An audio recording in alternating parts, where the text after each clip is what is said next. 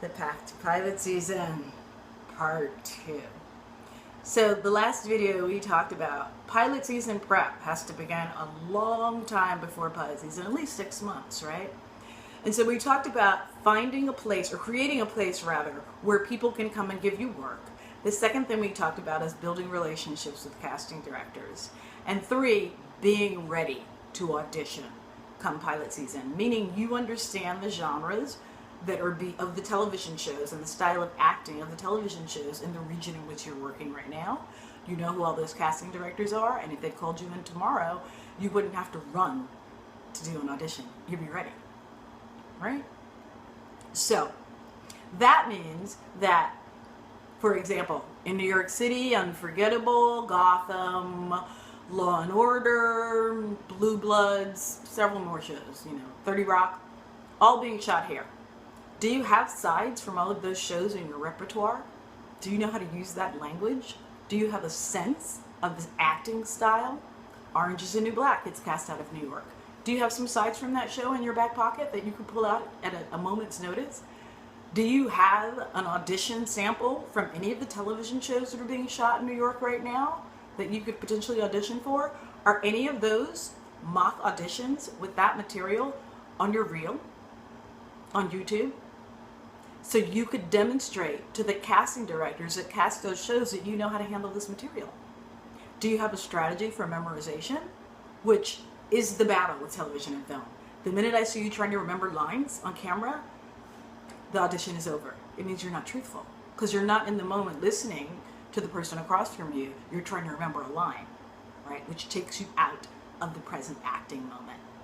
And I'll tell you, during pilot season, having a memorization technique is everything, because generally you'll get 6 or 7 pages of sides and you'll get it the night before or the morning of, or while you're running around going to commercial auditions. All of a sudden casting decides to add another role to an episodic that's shooting right now, and so they send out an emergency breakdown to all the casting people and go, hey, we're gonna have some emergency auditions, a new part has just been added, it's a guest star role, and today is Tuesday. We need to see people today, Tuesday at 4 o'clock. It is now 10 o'clock.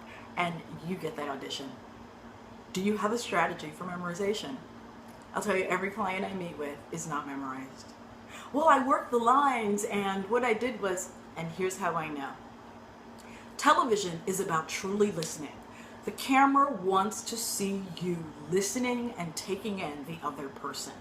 That's what the camera wants to see. The camera wants to see your thought processes unfold as the words of your acting object play on you emotionally.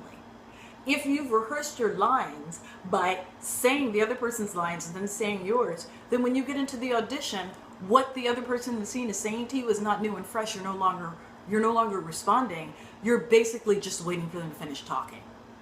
It is that present instantaneity of acting for the camera that is everything. So I'll tell you my trick that I do with my clients is memorize all of your lines like a monologue. Don't bother to memorize the other person's lines. Don't even bother to drill them.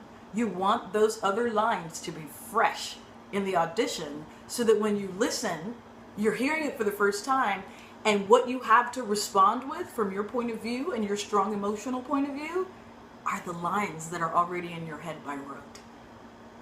What that ensures is that you're truly listening on camera. What this process of saying all of your lines like a monologue, and you should be able to say 3 pages of lines that are just yours in about 40 seconds. That's how fast it should be, right? Mary had a little lamb whose fleece was white as snow. No acting involved. Learn them by rote. I promise you that this process, you will score. Because what will happen is the camera will catch you listening and hearing something for the first time and truly responding. That's my first trick. Totally a gift for you.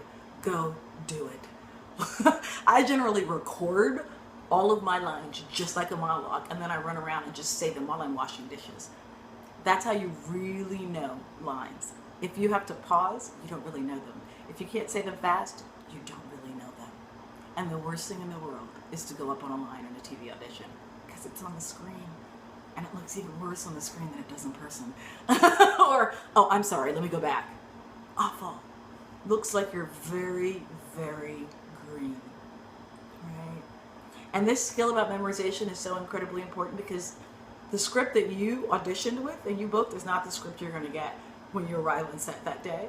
And then while you're filming, they'll probably change the lines again.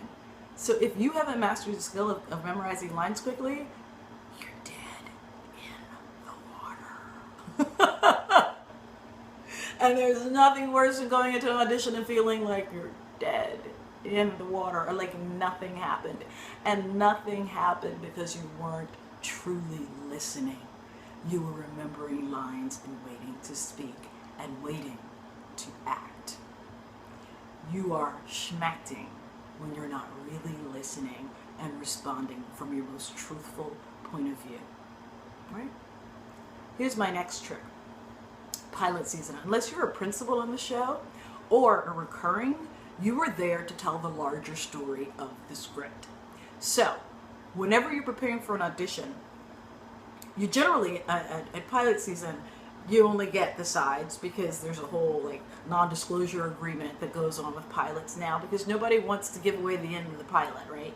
That's the mystery. And they're afraid that if they send it to actors, the whole script, they'll get online and talk about what's going to happen in the show this season. So most of the time, you're only getting the sides. Check out what page you're on, right? That will tell you how deep you are into the story, right? Identify in that scene what the major plot points are. What is the major event of the set of sides that you have? What happens? Is it something that happens to you? Is it something that happens to the principal? Is it something that changes the course of the story? What's the new information introduced and how does it affect the people that are speaking? And generally, new information is introduced and it creates a conflict. So the short of this is look for the conflict in the scene. There's got to be a conflict. It's the conflict of wills. It's a cop asking you questions and you don't want to answer. There's a secret that you know that you have to reveal by the end of the scene. There's a conflict. There's a problem. Identify that really quickly and make sure that when you start to talk about it with the use of your lines, we understand that really carefully, right? Because guest players are there to give us clues to solve the murder, right? So if your lines aren't precise and clear and you're not giving us this new information that will help the detective solve the murder, then you're not doing your job as the guest star actor. And your role as the guest star actor is to tell the larger story, to convey the most important information of your scene so that the audience can follow the story. So the audience understands that the new information that your character is forced to reveal in this scene is very important to them understanding the rest of the story, right? Some information is going to be revealed. Something that happened to you in the past was done to you by someone who is now under investigation for murder, and that's why the cops are coming to see you.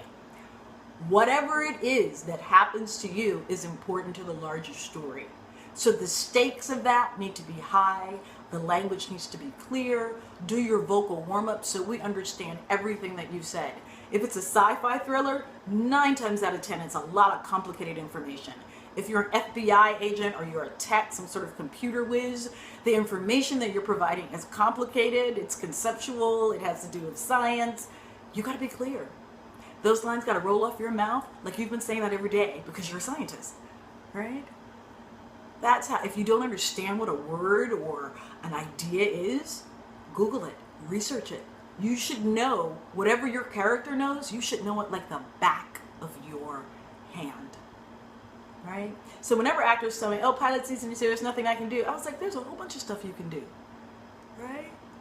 People wait for the industry to give them work. You're an artist.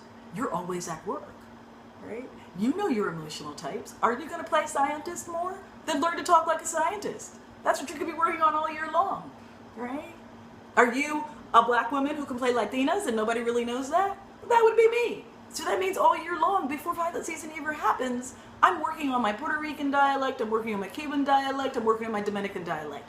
Because I want to be ready for those roles. I don't want to get the audition and be preparing the night before to learn how to speak like a Cuban woman.